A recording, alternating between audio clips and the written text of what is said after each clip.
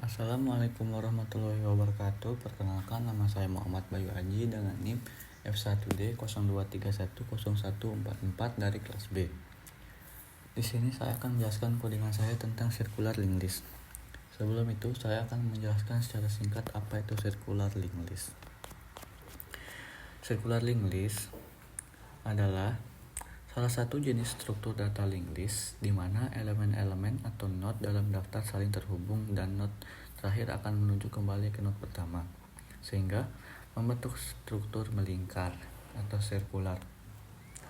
Selanjutnya saya akan menjelaskan codingan saya. Di sini saya membuat 3 kelas secara terpisah agar lebih terstruktur dan mudah untuk dibuat.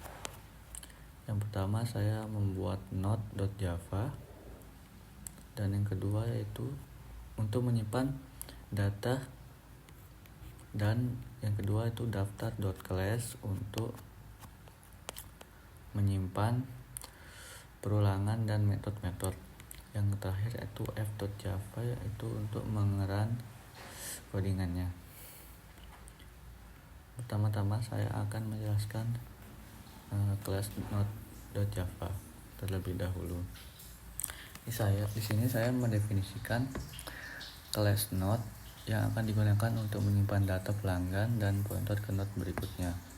Lalu saya mendeklarasi variabel data bertipe string yang akan menyimpan nama pelanggan, dan node next dan mendeklarasikan variabel next bertipe node yang akan menuju ke node berikutnya dalam linked list.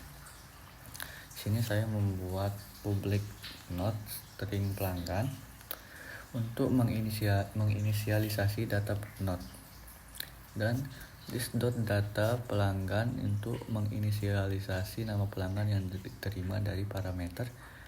Lalu this.next sama dengan null ini untuk men-set data dari null terlebih dahulu. Selanjutnya kita akan pindah ke kelas daftar pelanggan. Di sini saya mendefinisikan kelas daftar pelanggan yang berfungsi sebagai pengelola antrian pelanggan. Lalu saya mendeklarasikan variabel head bertipe node yang menunjuk ke node pertama atau awal antrian. Di sini saya membuat konstruktor dari kelas daftar pelanggan untuk menginisialisasi daftar antrian. Lalu saya membuat this.head sama dengan null untuk menunjukkan bahwa antrian kosong saat pertama kali dibuat. Di sini saya membuat metode tambah pelanggan untuk menambah pelanggan baru ke akhir antrian dan menerima parameter pelanggan sebagai data pelanggan baru. Di sini saya membuat new node sama dengan new node pelanggan, itu untuk menyimpan data pelanggan yang baru ditambahkan, dan saya membuat statement yang dimana head untuk mengecek, yang dimana dengan kondisi head sama dengan null untuk mengecek apakah antrian kosong atau tidak. Lalu saya menginisialisasi head sama dengan new node, yaitu jika antrian kosong, node baru tersebut akan menjadi head. Lalu head.next sama dengan head, karena antrian ini bersifat sirkular, maka node pertama menuju kembali ke dirinya sendiri. Lalu terdapat statement else yang dimana jika if tidak terpenuhi maka akan lanjut ke else. Dan saya membuat node current sama dengan head untuk membuat node sementara yang digunakan untuk menelusuri node dalam antrian dari head. Selanjutnya saya membuat perulangan dengan kondisi current.next tidak sama dengan head, yaitu untuk mencari node terakhir dalam antrian. Dan saya membuat current sama dengan current.next untuk pindah ke node berikutnya dalam antrian sampai menemukan node terakhir. Lalu current.next sama dengan new node ini untuk menghubungkan node terakhir ke node baru yang baru saja ditambahkan. Dan new node.next sama dengan head ini untuk menghubungkan node baru ke node head sehingga membentuk kembali circular link list tersebut. Dan saya membuat sistem outprint line untuk mencetak pesan bahwa pelanggan telah berhasil ditambahkan di akhir antrian. Selanjutnya yaitu metode selanjutnya hapus pelanggan. Lalu saya membuat statement jika head sama dengan 0 maka akan mencetak antrian kosong. Lalu return untuk keluar dari metode karena tidak ada yang bisa dihapus. Selanjutnya saya membuat string pelanggan sama dengan head.data untuk menyimpan data pelanggan yang berada di depan antrian, yaitu di node head. Dan saya membuat statement dengan kondisi head.next sama dengan head, yaitu untuk mengecek apakah antrian hanya memiliki satu node, dan head sama dengan 0 ini jika hanya ada satu node maka setelah dihapus antrian menjadi kosong. Lalu else ini saya membuat node current sama dengan head untuk menyimpan nilai sementara dari head tersebut dan untuk menelusuri node-node dalam antrian. Saya membuat perulangan lagi dengan current.next tidak sama dengan head, yaitu untuk menemukan menemukan node terakhir dalam antrian. Dan current sama dengan current.next ini untuk memindah ke node berikutnya dalam antrian sampai menemukan node terakhir.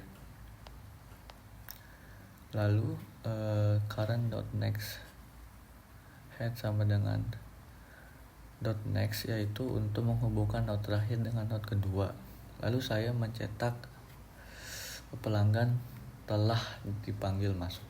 Selanjutnya itu void untuk metode untuk menampilkan pelanggan. Ya, di sini saya membuat statement jika head sama dengan 0 akan mencetak antrian kosong. Lalu node current head ini jika head sama dengan current maka akan mencetak daftar antrian. Dan di sini terdapat perulangan dual yang dimana akan mencetak daftar-daftar antrian yang telah diinput dari tambah pelanggan, yang dimana jika while current yang dimana dengan kondisi current tidak sama dengan head maka akan